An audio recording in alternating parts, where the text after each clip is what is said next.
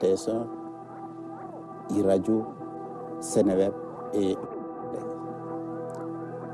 Monsieur le Président, nous sommes à 4 jours du 25 février 2024 et les Sénégalais ne voteront pas ce jour. Pour faire court, dès la validation des parrainages par le Conseil constitutionnel, il y a eu une série de contestations spoliés de leur parrainage. Par la suite, le 20 janvier, le Conseil constitutionnel a la liste définitive avec 20 candidats. Un candidat. Ensuite, coup de tonnerre, on découvre qu'une candidate parmi les 20 sur la liste validée avec une bureau. Le vendredi 2 février, le bureau de l'Assemblée nationale fut saisi d'une proposition de loi constitutionnelle pour le report de 6 mois de l'élection présidentielle. Le samedi 3 février, dans un message à la nation, après avoir pris acte de la proposition de loi du bureau de l'Assemblée nationale, vous prenez la décision d'abroger le décret convoquant le collège électoral pour le 25 février 2024. En conséquence, le processus de vote de la proposition s'est poursuivi à l'Assemblée nationale. Le lundi 5 février, l'Assemblée nationale adopte la proposition de loi constitutionnelle portant dérogation aux dispositions de l'article 31 de la Constitution de la République du Sénégal. Ce qui veut dire simplement que l'élection présidentielle prévue le 25 février 2024 est reportée au 15 décembre 2024. Vous avez aussi eu le jeudi 8 février des députés de l'Assemblée nationale et des candidats à l'élection présidentielle déposent un recours pour attaquer la loi et le décret devant le Conseil constitutionnel. Le jeudi 15 février, Excellence, le Conseil constitutionnel décide que la loi votée était anticonstitutionnelle et a annulé en même temps le décret abrogeant celui convoquant le corps électoral. Enfin, dans ces considérations, le Conseil constitutionnel a constaté que l'élection présidentielle ne pouvait se tenir à la date initialement prévue et a invité les autorités compétentes à l'organiser dans les meilleurs délais. Le vendredi 16 février, un communiqué de la présidence de la République mentionne votre engagement, je cite, à faire pleinement exécuter la décision du Conseil constitutionnel. Aujourd'hui, les Sénégalais sont dans l'attente de la suite des événements, notamment la nouvelle date de l'élection présidentielle.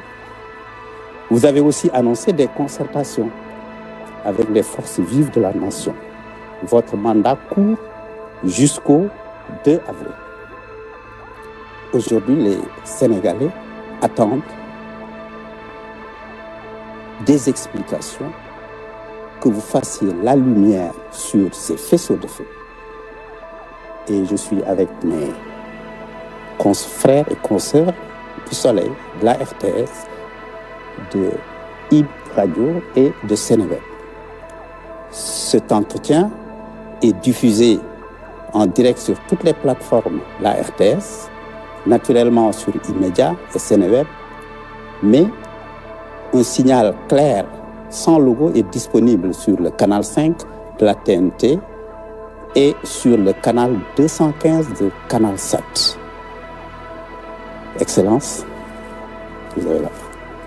Je vous remercie, M. Racine Talla, tout comme je remercie vos confrères et consoeurs du Soleil, de RTS, de iMédia ou iRadio et de Seneweb. Et je voudrais surtout remercier nos compatriotes d'ici et d'ailleurs pour ce moment de communication important dans la vie de notre nation.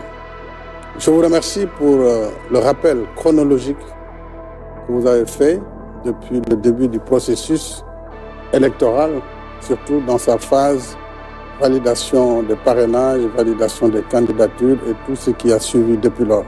Donc je n'aurai pas besoin, outre mesure, de revenir sur ces faits qui ont été les causes en réalité de ce qui est arrivé par la suite. Ce qui est arrivé par la suite n'étant que la conséquence des causes que vous aviez bien indiquées.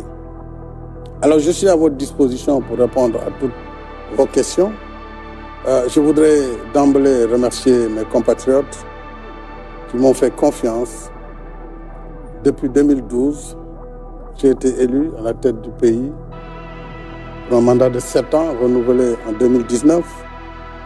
J'ai prêté serment, en effet, le 2 avril 2019, ce qui fait que le 2 avril 2024 sera le terme de mon mandat à la tête du pays et la fin de ma relation, contrat avec le peuple sénégalais en tant que président de la République.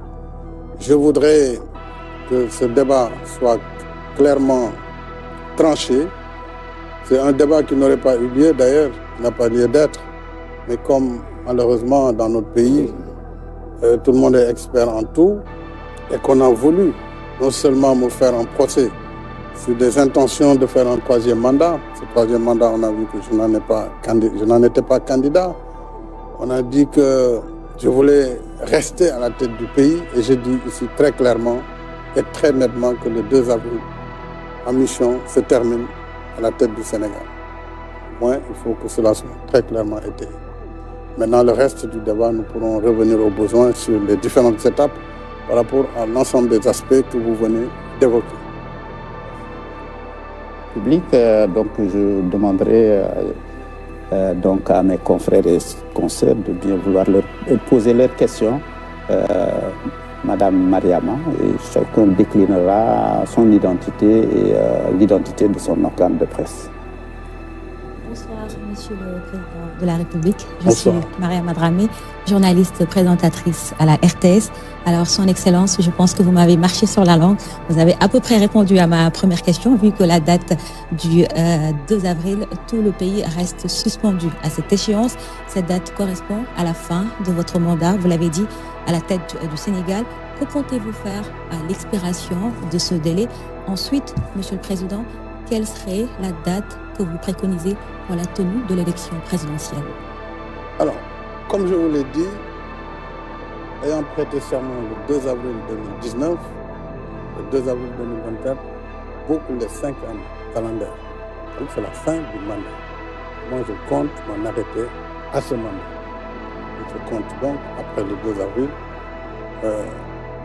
quitter mes fonctions de président de la République. Maintenant, il est clair que le pays ne peut pas rester sans président de la République.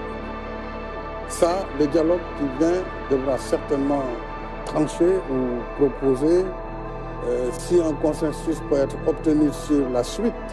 C'est souhaitable, je le souhaite. Je souhaite que les acteurs qui doivent se réunir autour de moi pour regarder l'intérêt supérieur de la nation dans ce contexte bien particulier puissent regarder ce qui et comment nous allons enjamber. Ça, j'écouterai ce que le dialogue dira et après le dialogue, certainement, le Conseil constitutionnel pourrait être amené aussi à clarifier. Puisqu'en réalité, n'eût été le débat ambiant, la Constitution a réglé cette question. Comme tout le monde n'est pas d'accord là-dessus, sur l'article 36.2, il appartiendra en dernier ressort au Conseil, après toutes les interprétations, de dire voilà ce qui doit être fait et tout le monde devra s'accorder sur cela. Mais en ce qui me concerne, encore une fois, il n'a jamais été question de dépasser le terme de mon mandat constitutionnel, malgré les procès d'intention. Donc, je m'en tiens à cela et je le dis très clairement et très solennellement, le 2 avril, je termine la mission à la tête du Sénat. La suite, on verra comment. Pour ce